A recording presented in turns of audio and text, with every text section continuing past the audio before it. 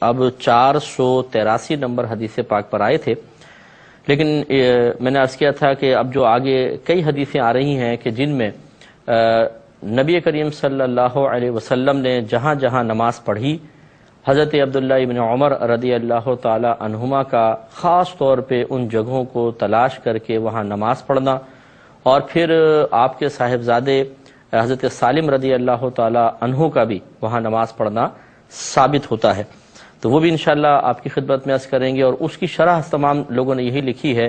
کہ ان مقامات کو خاص طور پہ ملحوظ رکھنا، حتیٰ کہ فاصلہ تک ناپ کر رکھنا کہ سرکار کہاں وادی میں اترے تھے، کہاں تشریف لے گئے تھے، کہاں نماز پڑھی تھی۔ اس کا مقصد یہ تھا کہ جہاں جہاں رحمت کونین صلی اللہ علیہ وسلم کے قدمین شریفین لگے ہوں وہ جگہ یقیناً بابرکت ہو جاتی ہے، تو وہاں نماز پڑھنا ہمارے لیے بھی باعث برکت ہے، لہٰذا انہوں نے ان مقامات کی تعیین کی، نشاندہی کی اور ان کو آثار کو زندہ رکھا۔ تو اسی پر ہم کلام کر رہے تھے کہ کچھ لوگ کچھ بچے ہم سے کویسچن اس طرح کرتے ہیں کہ کیا یہ صحیح ہے یا نہیں ہے، پہلی بات۔ دوسری بات یہ کہ اس میں کوئی شرک کا تصور تو نہیں ہے۔ تو دیکھیں، پہلی بات تو میں نے عرض کیا کہ اس کا جواب کہ کیا ایسا اکابرین نے کیا اور کرنا چاہیے کہ نہیں کرنا چاہیے، وہ تو یہ حدیثیں دے دیں گے۔ دوسری بات یہ کہ اس میں شرک کا تصور ہے کہ نہیں، تو اس کا جواب یہ ہے کہ اگر تو خدا نخواستہ کوئی یہ سمجھے کہ ان مقامات کی یا کسی بھی اللہ تعالیٰ کے علاوہ جو بھی ہو، چاہے وہ نبی ہوں، صحابہ ہوں، ان کی تعظیم اللہ سے بھی بڑھ کر ہے اور ویسی ہی تعظیم کرنی چاہیے جیسے اللہ تعالیٰ کی تعظیم کرتے ہیں، تو اس میں ضرور گرفت کا پہلو ہو سکتا ہے۔ لیکن اگر ایسا نہیں ہے، یہ ہر شخص اقرار کرتا ہو اور مانتا بھی ہو، عقیدہ بھی رکھتا ہو کہ تعظیم باری تعالیٰ سے بڑھ کر کسی ذات کی تعظیم نہیں ہو سکتی ہے، اور یہ اس کا عقیدہ ہو کہ اس کے بعد جس کی بھی ہم تعظیم کرتے ہیں، مثلا استاد کی تعظیم، ماں باپ کی تعظیم، مساجد کی، کعبۃ اللہ کی تعظیم، قرآن عظیم کی تعظیم، دینی کتابوں کی تعظیم، اور یا پھر اس طرح مقامات کی تعظیم، یہ صرف اس لیے کرتے ہیں کیونکہ اللہ تبارک و تعالیٰ کے کا حکم ہے، یا اللہ تعالیٰ نے ان کی تعظیم کے لیے اکابرین سے ارشاد فرمایا ہے، یا اکابرین نے ان کی تعظیم کی ہے، تو گویا کہ ہم ان کی تعظیم اس لیے کر رہے ہیں تاکہ اللہ تبارک و تعالیٰ کی ایک جو تلقین ہے یا اللہ کا حکم ہے وہ پورا ہو جائے، اور اس تعظیم سے بھی رضا الہی ہی مقصود ہو، تو پھر اس میں کوئی حرج نہیں ہے۔ کیونکہ اگر اللہ نے ان کی تعظیم کا اشارہ نہ کیا ہوتا، احکام نہ بیان کیے ہوتے، اکابرین نے نہ کیا ہوتا، تو ہم بھی تعظیم نہ کرتے۔ تو اس کا مطلب یہ ہے کہ یہ تعظیم بھی اصل میں اللہ تبارک و تعالیٰ کی ہی تعظیم ہے، کیونکہ اللہ جب کسی چیز کو عظمت عطا فرمائے تو پھر اس کی تعظیم کرنا گویا کہ اللہ تعالیٰ نے جو اس چیز کو عظمت عطا فرمائی ہے اس کی حکمت کو ملحوظ رکھنا ہے۔ کیوں اللہ تعالیٰ نے کسی مقام کو عزت دی ہے، کیوں کسی شخصیت کو عزت دی ہے، اسی لیے کہ پھر اس عزت کی قدر کی جائے، اور جب ہم قدر کرتے ہیں چاہے زبان سے اس کا اقرار کرتے ہوئے یا اپنے اعمال سے اس کا اظہار کرتے ہوئے، وہ پھر تعظیم ہی کہلاتی ہے۔ ہاں، یہ الگ بات ہے کہ وہ تعظیم صراحتاً قرآن یا حدیث میں منع نہ کر دی گئی ہو، جیسے کہ سجدہ کر دینا۔ غیر اللہ کو اگر کوئی عبادت کے قصد و ارادے سے سجدہ کرے، یعنی اس کو معبود سمجھے، عبادت کے لائق سمجھے، پھر تو صریح کفر ہے اور شرک ہے، اس میں کوئی انکار نہیں ہو سکتا۔ اور اگر کوئی کسی کو معبود یعنی عبادت کے لائق نہیں سمجھتا بلکہ تعظیم کے لائق سمجھتا ہے کہ یہ قابل تعظیم ہے اور میں اظہار تعظیم سجدہ کر کے کر دیتا ہوں، تو یہ نہیں ہو سکتا، یہ غلط ہے، ہماری شریعت میں یہ حرام ہے اور گناہ کبیرہ ہے۔ جب حضرت معاذ بن جبل رضی اللہ تعالی عنہ کو سرکار مدینہ صلی اللہ علیہ وسلم نے یمن کا حاکم بنا کر بھیجا، تو جب وہ واپس آئے، سرکار سے ملنے آئے تو سجدہ کر دیا۔ سرکار نے شاید فرمایا کہ معاذ یہ کیا کر رہے ہو؟ تو عرض کیا رسول اللہ صلی اللہ علیہ وسلم، میں یمن پہنچا تو وہاں پر میں نے ان لوگوں کا، اجمیوں کا یہ طریقہ دیکھا کہ وہ اپنے بڑوں کے سامنے اس طرح سجدہ کرتے ہیں، تو مجھے اچھا لگا تو میں نے آپ کو بھی سجدہ کر دیا۔ تو سید دو عالم صلی اللہ علیہ وسلم نے شاید فرمایا کہ آئندہ ایسا نہ کرنا، کیونکہ اگر میں کسی مخلوق کو سجدہ کرنا جائز قرار دیتا تو بیویوں کو حکم دیتا کہ وہ اپنے شوہروں کو سجدہ کریں، لیکن سجدہ تو صرف اللہ تعالیٰ کے لیے ہی جائز ہے، یعنی اللہ تعالیٰ کے لیے ہی تمہیں سجدہ کرنا جائز ہے، تمہارے حق میں جائز۔ تو معلوم یہ ہوا کہ یہ اس طرح کی کوئی تعظیم جس کو اللہ تعالیٰ یا اس کے رسول نے منع کر دیا، وہ تعظیم غلط ہے، وہ نہیں کی جائے گی۔ اس کے علاوہ ہر وہ انداز تعظیم اختیار کرنا جس کو اللہ تعالیٰ اس کے رسول نے منع نہ فرمایا ہو، قرآن و حدیث کے خلاف نہ ہو اور وہ عرف میں تعظیم کا عمل کہلاتا ہو، بالکل جائز ہے۔ تو اس لیے جو ہمارے اکثر مسلمانوں کے اندر یہ رائج ہوتا ہے کہ کہیں پر ان کو پتہ چل جائے کہ جی اس چیز کا تعلق اللہ کے نبی سے رہا ہے، چاہے وہ نالین شریف ہوں، چاہے عصا مبارکہ ہو، اسی طریقے سے کسی جگہ کو اکابرین سے نسبت ہو جاتی ہے تو پھر وہ ان اشیاء کی بھی تعظیم کرتے ہیں، جگہ کی بھی تعظیم کرتے ہیں، اور یہ کوئی شرک وغیرہ نہیں ہے، نہ یہ کوئی غلط ہے۔ اس کا ثبوت ان بخاری کی حدیثوں سے ہی آپ دیکھیے کہ اگر کوئی ادھر ادھر کے واقعات لے کر آئے تو کہنے کی گنجائش نکل سکتی ہے کہ جی یہ بنے بنائے ہوئے گھڑے ہوئے واقعات ہیں، اور قرآن تو منع کر رہا ہے، ان واقعات کی قرآن کے سامنے کیا حیثیت ہے، حدیث کے سامنے کیا حیثیت ہے، کوئی کہہ سکتا ہے۔ لیکن جب خود حدیثوں کے اندر یہ آ گیا تو پھر وہ کون سی قرآن کی آیت ہے کہ جو ان حدیثوں سے ٹکرا کر تعظیم نبی کو یا بزرگان دین کے سے تعلق رکھنے والی اشیاء کی تعظیم کو منع کر رہی ہو؟ یقینی سی بات ہے کہ نہیں ہے۔ تو آئیے دیکھتے ہیں باب المساجد التي على طرق المدینہ والمواضع التي صلى فيها النبی صلی اللہ علیہ وسلم۔ یہ باب کا عنوان ہے کہ وہ مساجد جو مدینہ منورہ کے راستے پر ہیں اور وہ جگہیں جہاں نبی کریم صلی اللہ علیہ وسلم نے نماز پڑھی۔ حدیث نمبر ہے 483۔ حضرت موسیٰ بن عقبہ حدیث بیان کرتے ہیں، انہوں نے کہا کہ میں نے سالم بن عبداللہ کو دیکھا، یہ حضرت عمر فاروق کے پوتے اور حضرت عبداللہ بن عمر رضی اللہ تعالی عنہما کے بیٹے ہیں، کہ میں نے سالم بن عبداللہ کو دیکھا وہ راستے میں جگہوں کو تلاش کر رہے تھے تاکہ ان میں نماز پڑھیں، یعنی باقاعدہ جگہوں کو تلاش کر رہے تھے تاکہ ان میں نماز پڑھیں۔ وہ کون سی جگہ تھیں وہ دیکھیے، اور وہ حدیث بیان کر رہے تھے کہ ان کے والد یعنی عبداللہ بن عمر رضی اللہ تعالیٰ عنہما ان جگہوں میں نماز پڑھتے تھے، بے شک جن جگہوں پر انہوں نے نبی کریم صلی اللہ علیہ وسلم کو نماز پڑھتے ہوئے دیکھا تھا، یعنی جن جگہ پہ سرکار کو نماز پڑھتے ہوئے دیکھا تھا میرے والد صاحب بھی اس جگہ نماز پڑھتے تھے، تو اب یہ خود تلاش کر رہے ہیں کہ وہ جگہیں کون کون سی تھیں تاکہ میں بھی نماز پڑھوں۔ وہ کہتے تھے مجھے نافع نے حدیث بیان کی حضرت ابن عمر رضی اللہ تعالی عنہ سے روایت کرتے ہوئے کہ وہ ان جگہوں میں نماز پڑھتے تھے، اور میں نے سالم سے سوال کیا تو انہوں نے ان تمام جگہوں میں نافع کی موافقت کی۔ یہ نافع غلام تھے حضرت عبداللہ بن عمر رضی اللہ تعالیٰ عنہ کے، بعد میں ان کو آزاد کر دیا تھا، تو وہ نافع حضرت نافع جو ہیں وہ حضرت عبداللہ بن عمر سے بہت سی روایتیں لے کے بیان کرتے ہیں، کیونکہ وہ ان کے غلام تھے پہلے اور بہت کلوز رہے ہیں سفر و حضر میں، تو جو حضرت عبداللہ بن عمر عادات یا اعمال اپناتے تھے اس کو بھی وہ روایت کرتے تھے، جو عبداللہ بن عمر رضی اللہ تعالیٰ عنہ حدیثیں ذکر کرتے تھے، حضرت نافع ان کے راوی تھے۔ تو یہ کہتے ہیں کہ میں نے سالم سے سوال کیا تو انہوں نے ان تمام جگہوں میں نافع کی موافقت کی، مگر ان دونوں کا شرف روحا کی مسجد میں اختلاف تھا۔ یہ شرف روحا ایک بلند جگہ ہے، وہ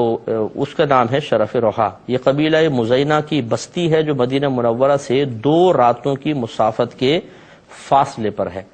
کہ یہاں سرکار نے نماز پڑھی کہ نہیں پڑھی اس میں تھوڑا سا اختلاف ہوا، باقی یہ کہ ہر وہ جگہ جہاں پر حضرت نافع بتاتے رہے حضرت سالم نے وہاں پر نمازیں ادا کی ہیں۔ تو اس سے آپ غور کر لیجئے کہ معلوم یہ ہوا کہ اکابرین جیسے حضرت عمر فاروق رضی اللہ تعالیٰ عنہ صحابی ہیں، عبداللہ بن عمر رضی اللہ تعالیٰ عنہ یہ بھی صحابی ہیں، اور پھر حضرت سالم ہیں، تو یہ ان آثار کی یعنی آثار سے مراد ہوتا ہے وہ نشانات جو اکابرین سے کسی بھی لحاظ سے تعلق رکھتے ہیں ان کی بہت قدر کرتے تھے، اور جہاں پر نماز پڑھنا ثابت ہو گیا پھر وہاں جا کر نماز ادا کرتے تھے۔ تو یہی مطلب آج دیکھیں لوگوں کا بھی معاملہ ہے کہ انہیں پتہ چل جائے، مثلا غار حرا میں سرکار نے عبادت فرمائی، غار ثور میں آپ ٹھہرے تھے، اب اگر کوئی وہاں پر جا کر نماز پڑھتا ہے، عبادت کرتا ہے صرف اس قصد و ارادے کے ساتھ، کہ صحابہ کا بھی یہ طریقہ رہا کہ انہوں نے نبی کریم صلی اللہ علیہ وسلم کے عبادت کے مقامات کو ڈھونڈ ڈھونڈ کر اس میں جا کر نمازیں پڑھی ہیں، تو بتائیے اس میں کون سی غلط بات ہے؟ کیونکہ رحمت کونین صلی اللہ علیہ وسلم نے ارشاد فرمایا کہ میرے صحابہ ستاروں کی مانند ہیں، تم جس کی پیروی کرو گے ہدایت پا جاؤ گے، لہٰذا اس میں کوئی حرج نہیں ہے۔ ہمیں بھی کوشش کرنی چاہیے کہ کہیں پر پتہ چل جائے کہ یہاں پر ایسا کوئی بزرگ آئے تھے یا نبی کریم یا دیگر انبیاء علیہ السلام کے کوئی آثار ہیں تو ان سے فیضیاب ہونے کی کوشش کریں۔ بعض لوگ یہ بھی کہہ دیتے ہیں ہمیں کیا پتا کہ یہ لوگ سچ کہہ رہے ہیں کہ جھوٹ کہہ رہے ہیں، تو مسئلہ یہ ہے کہ جب آپ کو نہیں پتا کہ یہ سچ کہہ رہے ہیں تو یہ بھی تو نہیں پتا کہ یہ جھوٹ کہہ رہے ہیں. تو اس لیے حسن ظن قائم کرتے ہوئے اگر کسی مقام کے بارے میں بہت مستند روایات موجود نہیں بھی ہیں، پھر بھی اگر آپ وہاں اس کی تعظیم کر لیتے ہیں تو اس میں کوئی کیا مسئلہ ہوا؟ زیادہ سے زیادہ یہ اگر وہ واقعی غلط فہمی کی بنا پر ہے تو کوئی گناہ تو نہیں ہوگا، مطلب وہ برکت حاصل نہیں ہوگی، زیادہ سے زیادہ یہ ہو سکتا ہے. لیکن اگر واقعی لوگ جو کہہ رہے ہیں وہ صحیح کہہ رہے ہیں، اگرچہ ان کے پاس ثبوت نہیں ہے، اگرچہ ان کے پاس کوئی ایسی حدیث وغیرہ نہیں ہے کہ وہ اس نقل کو سنا کے اس مقام کو خاص طور پہ واضح کر سکیں، تو بالفرض اگر وہ صحیح واقعی کہہ رہے ہیں تو ہم یہ سوچیں گے جی ہم تو یہاں نماز نہیں پڑھتے کیونکہ کوئی ہمارے پاس ثبوت نہیں ہے، تو ایک فضیلت سے محرومی تو ہے نا. تو اس لیے حسن ظن قائم کرتے ہوئے اس مقام کی تعظیم کرنے میں نقصان نہیں ہے، عدم تعظیم میں نقصان کے پہلو ضرور ہو سکتے ہیں. اگلی روایت دیکھیں، 484 نمبر حدیث پاک ہے، اور یہ حضرت نافع رضی اللہ تعالیٰ عنہ اس کے راوی ہیں. وہ کہتے ہیں کہ حضرت عبداللہ بن عمر رضی اللہ تعالیٰ عنہما نے ان کو خبر دی کہ نبی کریم صلی اللہ علیہ وسلم جب عمرہ فرماتے اور اسی طرح جب آپ نے حج کیا تو آپ ذوالحلیفہ میں ببول کے درخت کے نیچے اترتے تھے. تو ذوالحلیفہ وہ مقام ہے کہ آپ اگر مدینہ منورہ سے مکے جا رہے ہوں تو یہاں پر یہ سمجھ لیں میقات ہے مدینہ والوں کے لیے، اور اس کو بغیر احرام کے پار نہیں کر سکتے ہیں. تو یہ کہتے ہیں کہ وہاں سرکار آتے تھے احرام وغیرہ پہننے کی غرض سے، جیسے مکے جا رہے ہیں اب عمرے پہ یا حج پر، تو ایک ببول کا درخت تھا، یہ آپ نے دیکھا ہوگا گول گول اس کے پتے ہوتے ہیں اور صحرا کے اندر ہوتا ہے، اس پہ کانٹے کانٹے نکلے ہوتے ہیں ببول کا درخت. تو کہتے ہیں کہ جب سرکار صلی اللہ علیہ وسلم عمرہ فرماتے اور جب آپ نے حج کیا تو آپ ذوالحلیفہ میں ببول کے درخت کے نیچے اترتے تھے، اس مسجد کی جگہ میں جو ذوالحلیفہ میں ہے. اور جب آپ کسی غزوے سے لوٹتے اور راستے میں ذوالحلیفہ سے ہو کر گزرتے یا حج یا عمرے سے واپسی ہو رہی ہوتی تو وادی عقیق کے نشیبی علاقے میں اترتے تھے. پھر جب وادی کے نشیب سے اوپر آتے تو وادی کے اوپر والے کنارے بطحا کے اس مشرقی حصے پر اونٹنی بٹھاتے تھے. دیکھیں کس قدر ایک ایک چیز کو نوٹ کیا حضرت عبداللہ بن عمر رضی اللہ تعالی عنہما نے کہ کہاں سے سرکار کس وادی میں کہاں سے اتر رہے ہیں، کس مقام سے چڑھ رہے ہیں، پھر کہاں اپنی اونٹنی مبارکہ کو بٹھایا. یہ اس سے ظاہر ہوتا ہے کہ بڑی محبت بڑے پیار سے سرکار صلی اللہ علیہ وسلم کے ایک ایک عمل کو نہ صرف دیکھا، دیکھنے کے بعد یاد رکھا بلکہ دوسروں کو بیان کیا، پھر ان مقامات کی تعظیم کر کے قیامت تک کے مسلمانوں کے لیے ایک بہترین درس چھوڑا کہ اگر شخصیات رخصت ہو جاتی ہیں لیکن مقامات سے ان کا تعلق قائم ہوتا ہے تو مقامات کی بھی تعظیم کرنا بالکل جائز ہے. تو یہ کہتے ہیں کہ پھر وادی کے نشیب سے اوپر آتے تو وادی کے اوپر والے کنارے بطحا کے اس مشرقی حصے پر اونٹنی بٹھاتے جہاں کنکریوں اور ریت کا کشادہ نالہ ہے. یہاں آپ رات کے آخری حصے سے صبح تک آرام فرماتے تھے. اس وقت آپ اس مسجد کے قریب نہیں ہوتے تھے جو پتھروں کی ہے، اور آپ اس ٹیلے پر بھی نہیں ہوتے تھے جس پر مسجد بنی ہوئی ہے. وہاں ایک گہرا نالہ تھا، حضرت عبداللہ وہی نماز پڑھتے تھے. اس کے نشیب میں ریت کے کافی ٹیلے تھے اور رسول اللہ صلی اللہ علیہ وسلم وہی نماز پڑھتے تھے کنکریوں اور ریت کے کشادہ نالے کی طرف. پھر سیلاب نے اس جگہ کے آثار و نشانات کو مٹا دیا جہاں حضرت عبداللہ بن عمر نماز پڑھا کرتے تھے. تو آپ دیکھیے کہ اس کا مطلب یہ ہوا کہ اکابرین نے باقاعدہ ان مقامات کو یاد رکھا ہے، محفوظ رکھا ہے کہ کہاں کہاں نبی کریم صلی اللہ علیہ وسلم جلوہ افروز ہوئے، کہاں آپ نے آرام فرمایا، کس جگہ آپ نے اونٹنی بٹھائی. تو اس کا مطلب ہوا کہ یہ ہے اکابرین کا طریقہ. آج اگر ایسا ہی ہم بھی کریں کہ جہاں مثال کے طور پہ تاریخ بتا رہی ہے کہ نبی کریم صلی اللہ علیہ وسلم یہاں بیٹھے تھے، یہاں اونٹنی بٹھائی تھی، اگر آج بھی کیلکولیشن کر کے ان مقامات کا تعین کر لیا جائے اور مسلمان حضرت عبداللہ بن عمر رضی اللہ تعالیٰ عنہ کی سنت پوری کرتے ہوئے اس مقام پہ نماز پڑھیں تو یہ کیوں غلط ہوگا، کس وجہ سے غلط ہوگا؟ تو لہٰذا اس میں شرک اور کفر کا کوئی تصور نہیں ہے. ایک صحابی کا عمل ہمیں شرک کی طرف لے کر نہیں جائے گا بلکہ شرک سے دور کرے گا، ٹھیک ہے نا. تو اس لیے اس عمل کو اختیار کرنا چاہیے کہ ایسے مقامات کی ہم بھی تعظیم کریں. اگلی روایت دیکھیے، اسی طرح کی کئی روایات یہاں پر ہیں. حضرت عبداللہ بن عمر رضی اللہ تعالیٰ عنہما بیان کرتے ہیں، 485 نمبر حدیث پاک ہے، حضرت عبداللہ بن عمر نے بیان کیا کہ نبی کریم صلی اللہ علیہ وسلم نے اس جگہ نماز پڑھی جہاں اب شرف و روحا والی مسجد کے قریب ایک چھوٹی سی مسجد ہے، اور حضرت عبداللہ بن عمر اس جگہ کی علامت بتاتے تھے جہاں نبی کریم صلی اللہ علیہ وسلم نے نماز پڑھی تھی۔ وہ کہتے تھے کہ یہاں تمہاری دائیں جانب جب تم مسجد میں قبلے کی طرف نماز پڑھنے کے لیے کھڑے ہوتے ہو، جب تم مدینے سے مکے جاؤ تو یہ چھوٹی سی مسجد راستے کے دائیں جانب پڑتی ہے، اس کی اور بڑی مسجد کے درمیان پتھر پھینکنے کی مقدار یا اسی کے قریب قریب فاصلہ ہے۔ یعنی اس طرح ایک ایک چیز کی کیلکولیشن آپ بتایا کرتے تھے کہ یہاں سرکار نے نماز پڑھی ہے۔ اگلی حدیث پر آتے ہیں، وہ بھی اسی قسم کی ہے، 487 نمبر حدیث ہے۔ حضرت عبداللہ بن عمر رضی اللہ تعالی عنہ نے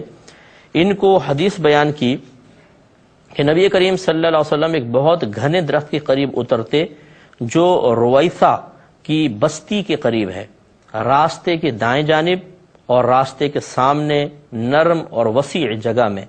حتیٰ کہ رویثہ سے 2 میل کے قریب جو ٹیلا ہے اس سے آگے گزر جایا کرتے تھے۔ اس درخت کا اوپری حصہ ٹوٹ گیا ہے اور درمیان سے مڑ گیا ہے، وہ ایک جڑ پر کھڑا ہوا ہے اور اس کی جڑ میں بہت سے ٹیلے ہیں۔ تو اب یہ دیکھیں پوری نشانیاں بتا رہے ہیں کہ اوپر سے ٹوٹا ہوا نظر آئے گا، تھوڑا سا جھکا ہوا نظر آئے گا، وہاں پہ ٹیلے بھی ہوں گے، تو اس سے معلوم ہوا کہ اہتمام ہے بہت زیادہ، اور جب دوسروں کو بتا رہے ہیں تو یقینی سی بات ہے کہ انہوں نے بھی ان مقامات پہ جا کے برکت حاصل کی ہوگی۔ اس لیے اگر کوئی مکے مدینے جاتا ہے، آج کل کوئی حاجی ہیں عمرہ کرنے والے اور وہاں زیارت کروانے والے بہت سارے لوگ ہوتے ہیں، ان سے ریکویسٹ کرتے ہیں کہ آپ ہمیں بتائیے کہ کوئی کہاں کہاں سرکار تشریف لے گئے تھے، کہاں کہاں بیٹھے تھے، جہاں جہاں آپ کو پتہ ہو ہمیں بتائیں۔ تو یہ معلومات حاصل کرنا، پھر ان کا لے کر جانا، پھر وہاں پر عبادات اختیار کرنا، یہ کوئی گناہ نہیں ہے، کوئی غلط نہیں ہے، بلکہ عبداللہ بن عمر اور رضی اللہ تعالی عنہما اور آپ کے صاحبزادے کی خاص طور پہ سنت ہے۔ اور یقینی سی بات ہے کہ یہ اکابرین جب کوئی کام کر رہے ہیں تو یہ ہمارے لیے سند کی حیثیت رکھتا ہے کہ اس میں کوئی شرک اور کفر کا تصور نہیں ہے۔